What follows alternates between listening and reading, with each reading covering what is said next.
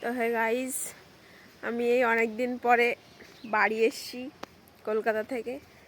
তো তারপর আমি একটু মাঠে ঘুরতে এসেছি।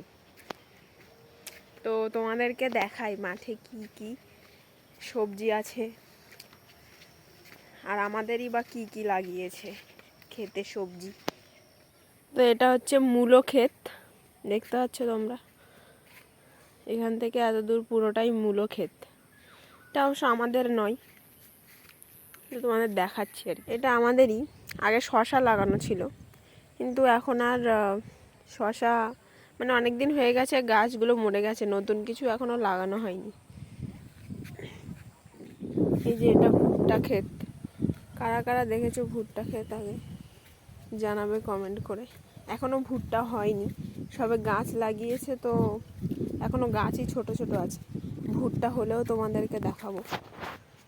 আর এখানেও এখনো কিছু লাগানো হয়নি, পুরোটা ফাঁকা। এখানেও শশা লাগানো ছিল, আর ওই দিকটাই ওল ক্ষেত ছিল, সেটা এখন আর নেই। মানে এরপরে নতুন কিছু লাগাবে।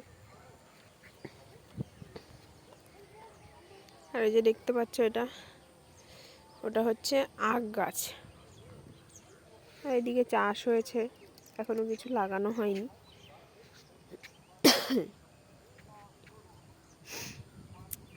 পুরো মাঠটা